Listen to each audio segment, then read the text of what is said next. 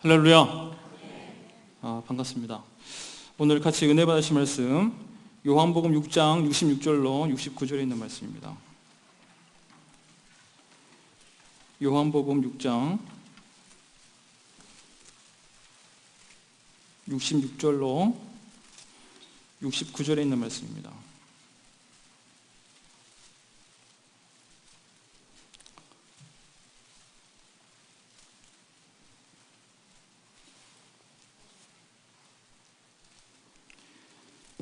자, 다 찾으신 줄 알고 한꺼번에 한 번에 같이 합독하겠습니다. 시작.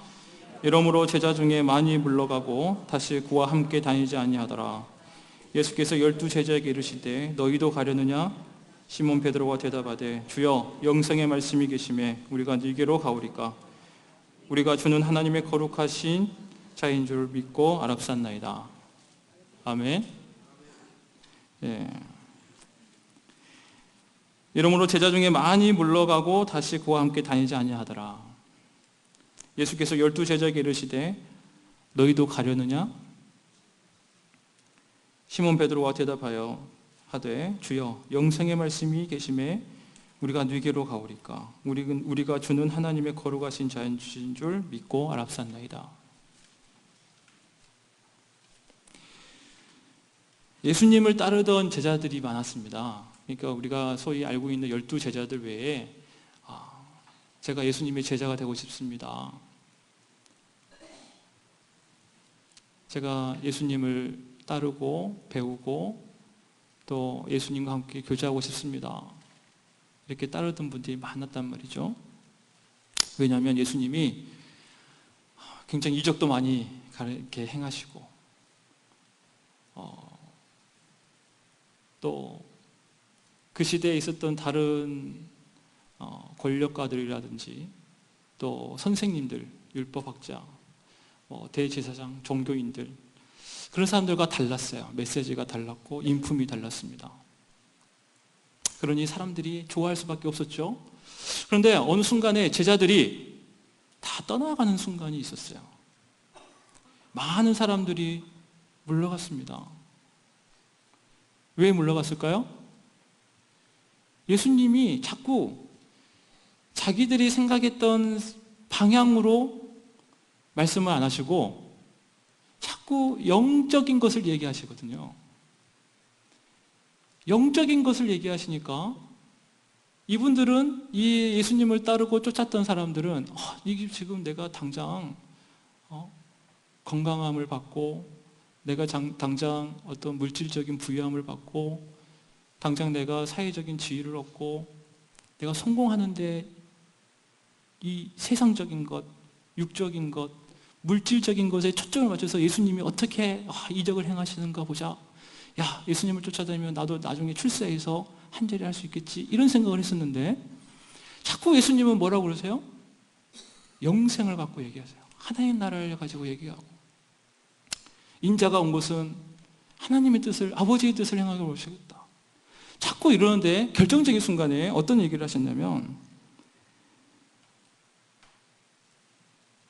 이제 우리가 6장에 보면은 쭉 이야기가 진행되는데 예수님이 이제 야, 나는 이제 내 육체를 다 포기할 거야. 너희가 내 살을 먹어야 돼. 너희가 내 피를 마셔야 된다. 그래야 너희가 영생을 얻는다. 이런 얘기를 하니까 이 예수님 너무 이 말이 어렵습니다. 우리가 이걸 어떻게 감당해야 됩니까? 도저히 이건 이해를 하고 우리가 받아들일 수가 없습니다. 어떻게 우리가 예수님을 우리가 먹는단 말입니까? 피를 먹고 살을 먹고 이거 어떻게 우리가 그렇게 할 수 있단 말입니까? 그런데 예수님은 그 얘기가 영적인 의미였고 영생을 이야기하는 것이었던 것이죠. 그러고 난 다음에 그 얘기를 선포하고 신 이후에 제자들이 떠나버리는 거예요. 물러갔습니다. 그러니까 우르르 몰려왔다가 또 썰물에 빠지듯이 우르르 사람들이 흩어져 버리는 거죠. 그럴 때 예수님께서 제자들에게 이렇게 얘기하십니다. 너희도 가려느냐? 이때 예수님의 심정이 어떠셨을까요? 참 그런 거 느끼지 않습니까? 제가 이제 이렇게 많이 산 건 아니지만 뉴스나 이런 어떤 정치권들 항상 대선이 지나가고 이렇게 막 어떤 뭐 총선이 지나가고 뭐 이렇게 하다 보면은 참 이 권력이라는 게 무상하구나 이런 생각할 때가 있습니다. 그러니까 대통령 해봐도 나중에 대통령 지나면 날마다 뒷조사해가지고 감방 들어가고, 예. 그러니까 우리나라는 대통령만 하면 다 감방 갔다 와야 되는 거죠. 그때는 막 그 사람들이 눈치 보고 권력에 이렇게 쩔쩔매다가 나중에 정권이 바뀌거나 그 사람이 이제 그 권력을 내려놓거나 힘이 없어지면 사람들이 싹 바뀌는 거죠. 사람들의 마음은 참 그래서 갈대 같은 거, 여자의 마음이 갈대 같은 게 아니고 이 사람의 마음은 갈대 같은 것 같아요. 예수님께 대한 이 제자들의 사랑도 갈대와 같았다는 것입니다. 그래서 예수님이 그 모습을 보면서 참 어떻게 보면 인간적인 좀 허탈함, 그리고 서운함, 또 배신감 아마 느끼셨을 것 같아요. 그래서 그 제자들에게 너희도 가려느냐? 이 말씀은 굉장히 인간적으로 정말 이 말씀에 좀 서글프고 참 이게 안타까운 그런 음성처럼 들리는 것 같습니다. 여러분은 안 그러십니까? 오늘 이 얘기를 성경에 있는 12제자에게 하는 말씀이 아니라 세상을 향해 쫓아가고 있는 우리들에게 예수님이 동일하게 이야기하고 말씀하고 있다고 저는 믿습니다. 여러분도 혹시 가시려 하지 않나 이거 아시죠? 세상을 향하여, 여러분들의 꿈을 향하여, 비전을 향하여, 목표를 향하여 그 어떤 것이라도 여러분 다시 한번 점검해 보시기 바랍니다. 영적인 것입니까? 하나님의 영광을 위한 것입니까? 아니면 정말 내 개인적인 것과 아니면 내 개인적인 내 가정에 한해서 어떻게 보면 내 울타리 안에 있는 것을 내가 지키기 위해서 내가 하나님 앞에 나오고 기도하고 염려하고 신앙을 내가 믿는다고 신앙생활을 하고 있는 것은 아닌가 돌이켜봐야겠다는 것입니다. 숫자가 많다고 해서 중요한 것이 아니라 하나님은 12명의 제자라도 할지라도 그 가운데 진실로 하나님의 마음을 이해하고 하나님의 능력을 경험하고자 하고 그것을 사모하는 자들을 통하여 지금까지 복음이 증거되어 왔고 또 그 무엇보다도 하나님이 함께 하신 능력이 그들과 함께 있다고 저는 믿습니다. 여러분, 오늘 주님은 여러분에게 말씀하십니다. 너희도 가려 하느냐? 세상으로, 여러분들의 욕심으로, 아니면 쾌락으로, 아니면 명예와 성공으로, 거칠애를 위해서 여러분 혹시 가고 계시지는 않냐 그 말씀입니다. 그때 시몬 베드로가 참 지혜롭게 말씀을 합니다. 주여, 영생의 말씀이 주께 있사오니 우리가 누구에게로 가오리까? 아멘. 여러분들이 신앙생활 하시는 이유가 뭡니까? 궁극적으로 여러분 영생 아니겠습니까? 영생의 말씀이 주께 있사오니 우리가 어디로 가냔 말입니다. 여러분들이 정말 추구하고 여러분들이 사모하고 여러분들이 열정을 가지고 품어야 할 것은 바로 이 영생의 말씀인 줄 믿습니다. 영생을 위한 말씀, 영생을 갖고자 하기 위하여 그것을 끊임없이 우리에게 말씀하고 계시는 하나님의 음성, 이것이 우리들이 추구하고 쫓아가고 우리가 말씀을 곁에 두어야 하는 이유가 되는 것입니다. 여러분 교회에 왜 나오십니까? 여러분 신앙생활 왜 하십니까? 여러분 왜 열심히 직분을 갖고자 이렇게 열정을 가지고 계십니까? 왜 봉사하십니까? 왜 헌신하십니까? 그 이유는 다 한 가지입니다. 우리에게 주시는 영생을 사모하고자 해서. 영생의 말씀이 주께 있기 때문에 우리가 하나님을 만나고 경험하는 그 과정으로 우리가 신앙생활을 열심히 하는 것입니다. 그런데 어느 순간부터인가 한국교회가 제가 그렇게 잘나고 똑똑해서 한국교회를 막 제가 비등하고 그럴 수 있는 자격이 있는 건 아닙니다. 그런데 어느 순간부터인가 하나님보다 어떤 교회의 이름이 더 높아지고 하나님보다 어떤 목회자의 이름이 더 거룩해져서 교회에 가보면 하나님은 드러나지 않고 사람의 이름만 드러나서 정작 교회에 왔더니 프로그램만 있고 시스템만 있고 정작 하나님의 말씀과 능력이 없는 껍데기 같은 그런 종교단체가 점점 많아지고 있는 느낌을 저는 지울 수가 없습니다. 여러분, 교회에 나오셔서 신앙생활 하시면서 정작 바라봐야 할 것은 누굽니까? 바로 영생의 말씀을 주시는 하나님이신 줄을 믿습니다.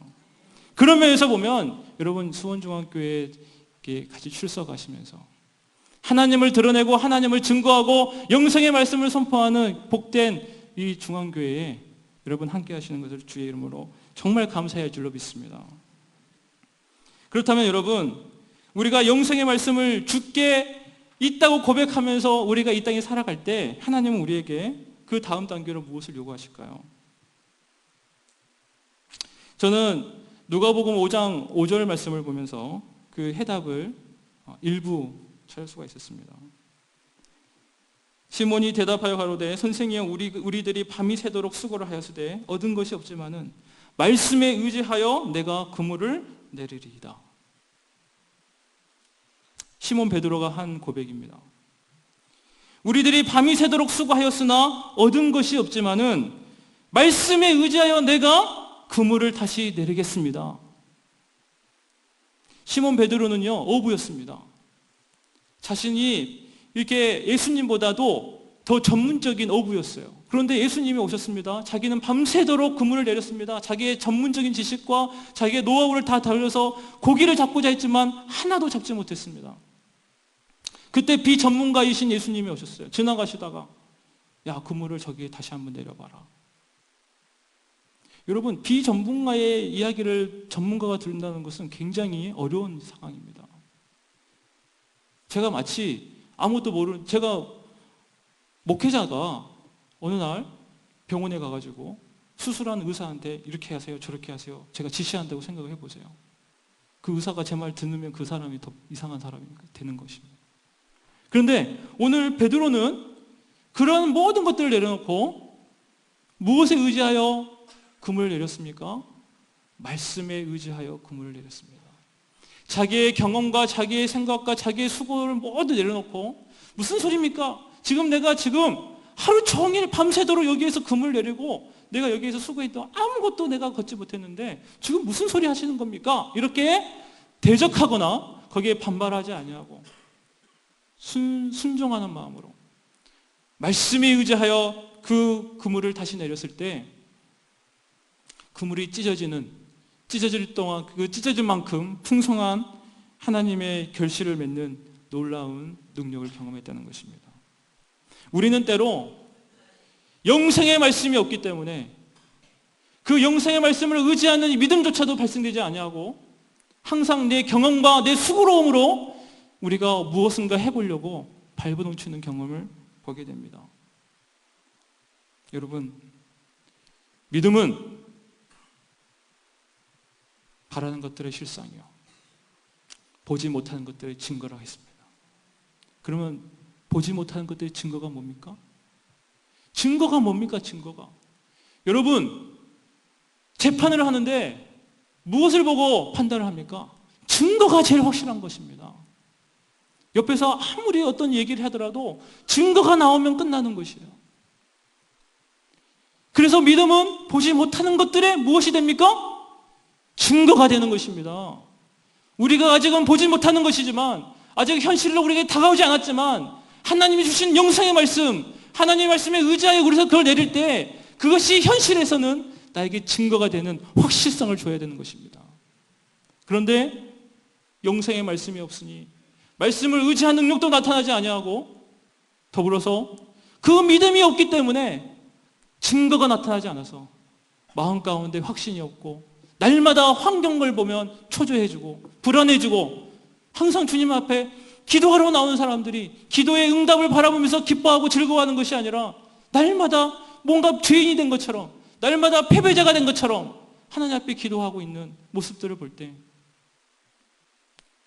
우리가 정말 믿음이 있다면 그 믿음이 보지 못한 것들의 증거가 되어야 할 텐데, 그 증거로 말미암아 우리가 다시 한번 회복하고 기뻐하고 감사하며 할 수 있어야 나갈 수 있어야 할 텐데, 왜 우리는 기도 가운데 능력을 맛보지 못하냐 말이에요. 그것이 혹 말씀을 의지하는 믿음이 없기 때문에. 궁극적으로는 영생의 말씀이 없기 때문에 그런 것이 아닐까. 특별히 지금 매스컴을 때리고 있는 목회자들이 사회적으로 무리를 일으키고 믿음의 덕을 세우지 못하면서 오히려 세상 사람들의 손가락질을 받고 있는 이 세태 속에서 저는 한국 교회가 이렇게까지 세상 사람들 조롱거리가 된 이유 중에 가장 큰 것이 바로 저부터 시작해서 목회자들의 이 영생의 말씀을 추구하는 이 선지자적 사명이 없었기 때문이 아닌가. 많이 회개하고 통탄해하고 있습니다. 여러분, 우리는 말씀에 의지하여 살아가야 하는 믿음의 사람인 줄로 믿습니다. 영생의 말씀이 주께 있습니다. 여러분, 이 세상에서 살아봐야 여러분 길어야 80, 100입니다. 여기서 제가 전교회에서 전교회 두 군데서요. 우연찮게 담임 목사님이 은퇴하는 그 시기에 제가 같이 이렇게 있던 시기가 있었습니다. 그래서 꼭 그때 이제 은퇴하시는 그 목사님의 자료를 정리하고 회고록과 뭐 이런 것들을 제가 이제 좀 정리해서 책도 만들고 이런 작업들을 했습니다. 그때는 전도사님들, 우리 이제 그때 담임 목사님이 지금 이제 여든이 넘으셨으니까 그분이 개척을 하실 때는 20대 때 한참 젊으실 때 30대 때 이렇게 개척을 하셔가지고 지금까지 목회를 하신 것이었어요. 그러니까 40년, 50년 목회가 됐어요. 근데 제가 곰곰이 생각해 봤습니다. 그러면 나는 한 교회에서 애들을 개척을 했다고 했을 때 얼마간 내가 그 교회에서 사역을 할 수 있을까? 정상적으로 해보면 한 30년 혹은 25년? 좀 잘못 갔다 가면 20년 목회하면은 얼마 못하는 거예요. 그러면 하나님 제가 20년, 30년, 40년 제가 오래 한다고 해서 제가 그거 욕심내면 되겠습니까? 안 되겠습니까? 그러니까 제가 생각해 보니까 길면 25년, 20년, 25년이구나. 그러면 내가 가늘고 길게 열심히 하려고 할 게 아니고 그 기간 동안에 내가 정말 최선을 다해서 폭발적으로 하나님의 사역을 해야 되겠구나. 그런 생각들을 주시더라고요. 그런데 자신의 연수를 계산하지 않고 천년만년 살 것처럼 이 땅에서 자기 배를 채우고 자기 욕심을 채우는 이 땅에 그런 목회자들이 존재하고 있었다는 사실입니다. 그런데 그것이 실은 이상할 것이 아니에요. 왜냐하면 우리 신약 성경에 보면 경건을 이익의 목적으로 삼는 자들이 반드시 나타난다고 했습니다. 경건을 가지고 자신의 이익을 삼기 위해서 경건을 이용해 먹는 사람들이 나타난다는 것이에요. 그래서 여러분들 좋은 목회자를 만나시고 좋은 교회를 만나시는 것도 믿음 안에서 정말 큰 복이신 줄로 믿습니다. 여러분, 우리는 이 땅에서 연수는 여러분 길어봐야 이제부터 저는 게으른 것 같아요. 얼마 남지 않았다고 생각합니다. 그러면 그게 뭐예요? 우리에게 신앙적으로 얘기하면 종말론적 신앙인 것이에요. 그래, 우리 인생은 이 땅에서는 연수가 있어. 이 땅에서 영원한 것이 아니야. 그럼 우리의 소망은 어디 있습니까? 이 땅에 있는 것이 아니에요. 우리가 바닷가에 아이들이 이제 그 여름에 휴가를 갑니다. 그러면 그 아이들이 뭐 합니까? 열심히 모래 가지고 집을 지어요. 열심히 뭔가 디자인을 막 하고 막 만듭니다. 이름도 쓰고 그래요. 그런데 올 때는 어떻게 옵니까? 그냥 돌아보지도 않고 가는 것이에요. 나중에 파도가 휩쓸려서 그냥 싹 밀고 가면 끝나는 것입니다. 우리도 이 땅에서 하나님이 부르시면 우리도 그렇게 흘러가고 아무 흔적 없이 가는 것인데 왜 자꾸 여기에서 욕심을 부리고 여기에서 내 이름 석자 좀 더 높이려고 그러고 내가 좀 더 여기서 쾌락을 누리려고 하느냐 말이죠. 종말론적 신앙이 없기 때문에 그런 것입니다. 영생의 소망이 없기 때문에 그런 것입니다. 영생의 말씀에 대한 그 소망과 가치가 뜨거움이 없기 때문에 그런 것입니다. 그러니 이 땅에서 그냥 좀 더 놀자, 좀 더 자자, 좀 더 쉬자, 좀 더 즐기자. 하나님이 야, 너는 나하고 언제 오려고 싶어? 너 나를 만나고 싶은 소망이 있니? 억지로 나 만나고 싶은 거야? 네가 정말 나를 만나고 싶은 소망이 있어?